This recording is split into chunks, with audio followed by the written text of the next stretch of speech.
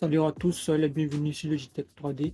Si vous voulez augmenter la vitesse d'un moteur DC à balai, sa durée de vie, améliorer ses performances, vous devez utiliser un driver adapté, comme le module L298N, L9110S ou DRV8833. Comme j'ai pu le constater sur certains de nos appareils ou de nos projets, nous utilisons un moteur DC connecté directement à une source d'alimentation sans protection. Et là, comme exemple, nous avons sur anti-moustique qui a un moteur qui devrait fonctionner en permanence. Le fait qu'il n'y ait pas d'éléments pour filtrer les pics de tension et réduire les parasites générés par le moteur, ou bien protéger le circuit contre les surtensions générées par le moteur lorsque elle s'arrête brusquement, a eu pour conséquence une usure des balais en moins de 72 heures d'utilisation. Et comme vous pouvez le constater, le rotor à gauche est celui qui a eu cette usure là. Et donc dans cette vidéo, nous allons voir différentes astuces pour protéger un moteur, pour optimiser ses performances sans avoir à utiliser un driver qui coûte relativement cher, mais en utilisant des composants simples du quotidien. Première astuce, la protection. On peut utiliser un condensateur pour filtrer les pics de tension et réduire les parasites générés par le moteur, ce qui aura pour conséquence une réduction du bruit électrique, une meilleure stabilité et moins d'usure sur les balais. On va placer notre condensateur entre l'alimentation, le plus 5 volts ou le plus 12 volts et la masse.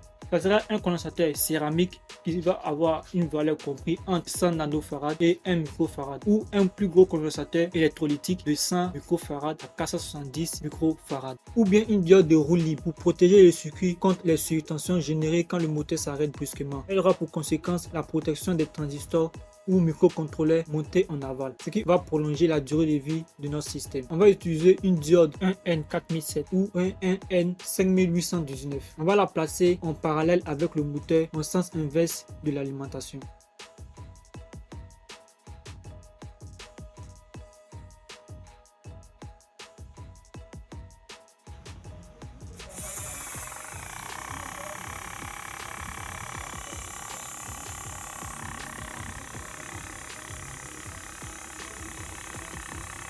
Deuxième astuce, l'optimisation. Nous pouvons utiliser un transistor de puissance ou un MOSFET pour éviter de faire passer tout le courant du moteur à travers un microcontrôleur ou un circuit intégré. Nous pouvons utiliser comme MOSFET le IRF-Z44N ou un transistor NPN comme le type 120. Elle aura pour conséquence de réduire la chaleur, une meilleure gestion de la puissance.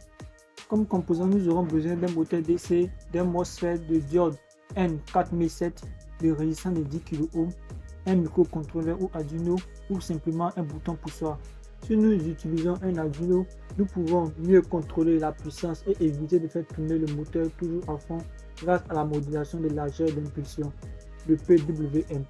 Le MOSFET va contrôler la puissance idéale avec un signal PWM pour ajuster la vitesse. La diode protégera contre les surtensions et la résistance de 10 kΩ va limiter le courant vers la grille du MOSFET. Une autre technique pour augmenter la puissance d'un moteur DC est de refaire le bobinage du rotor. Changer le bobinage en utilisant une section de fil plus grande. Conséquence, une augmentation de la puissance du moteur, une augmentation de l'intervalle de la tension nominale du moteur.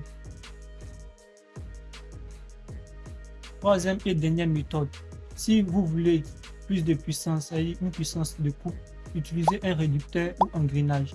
Moins de vitesse, mais plus de force et moins de stress au niveau du moteur. Il y a une vidéo similaire disponible qui se nomme comment contrôler un moteur DC avec un Arduino. N'hésitez pas à aller regarder, et si vous avez aimé, si vous avez apprécié, n'hésitez pas à vous abonner, à liker et dans les commentaires à proposer une solution, une astuce que vous utilisez sans pourtant utiliser un driver. Likez, commentez et abonnez-vous. À la prochaine et portez-vous bien.